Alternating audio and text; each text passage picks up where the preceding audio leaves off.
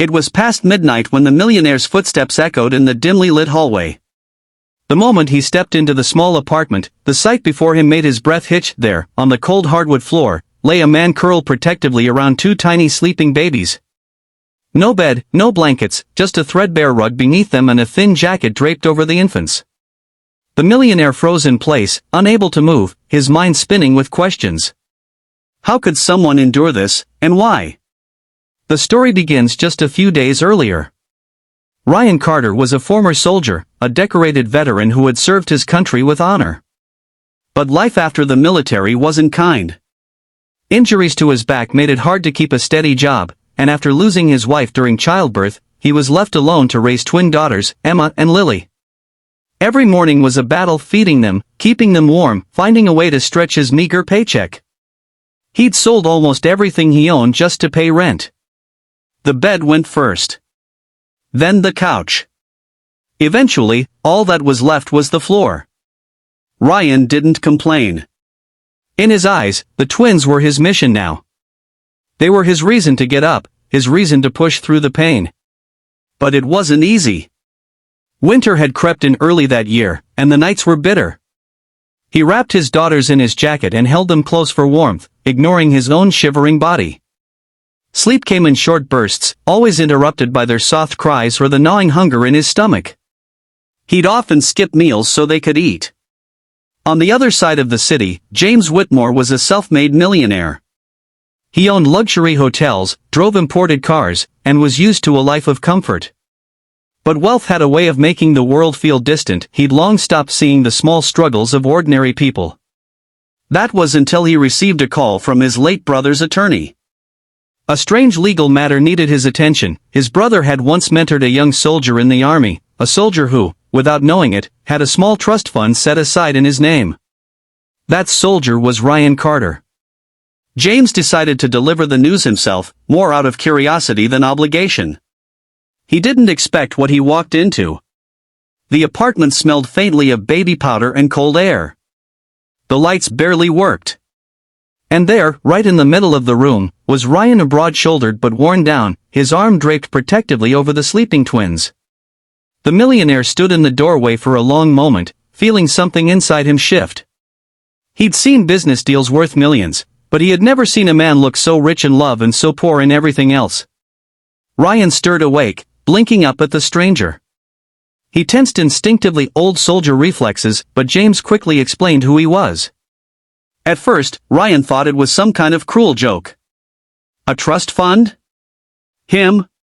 But James knelt beside him, speaking softly so as not to wake the babies, and told him the full story. The next weeks changed everything. James didn't just hand Ryan the money. He stayed, offering to help him find better housing, connecting him to veterans programs, and even buying a crib and clothes for the girls. Ryan resisted at first. Pride was a hard habit to break. But James wasn't offering charity, he was offering brotherhood. Slowly, Ryan accepted. There were still struggles. Ryan's back pain flared up, making some days unbearable. But with James's help, he got medical treatment and part-time work he could handle. The twins began to grow stronger, healthier. Laughter replaced the quiet desperation in the apartment. Months later, Ryan invited James over for dinner. This time, there was a dining table. There were cribs in the bedroom.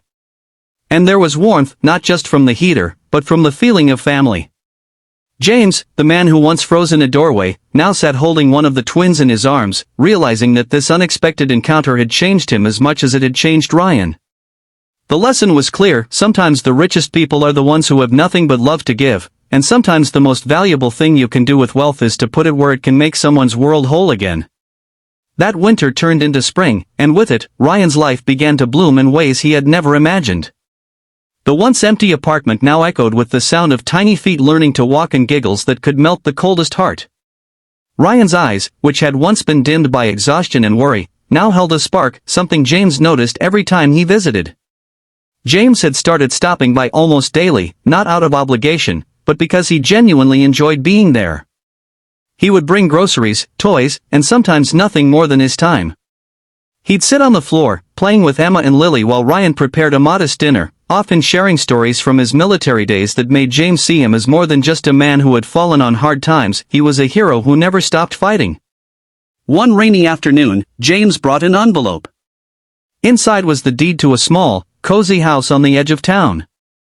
It wasn't grand, but it had a backyard, a sturdy roof, and enough space for the twins to grow. Ryan stared at the papers in disbelief, his throat tight. "I can't accept this," he said, his voice trembling.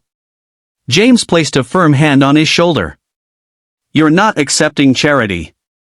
You're accepting what family does for each other." The move happened a week later. Neighbors came out to greet them, offering warm smiles and helping hands. For the first time in years, Ryan felt like he belonged somewhere again. He planted a small garden out back, just as his wife had once dreamed of, and in the evenings, he'd sit on the porch, the twins curled up beside him, watching the sunset. One summer night, Ryan stood in the backyard, holding both girls in his arms as fireworks lit up the sky. James was there too, leaning against the porch rail with a soft smile. Ryan looked over at him and said quietly, "You didn't just change our lives, you saved them." James shook his head. "No, Ryan. You saved yourself. I just walked in the door." The twins would grow up never knowing the cold floor their father once slept on, but they would know love, endless, unconditional love. And Ryan would never again have to face the world alone.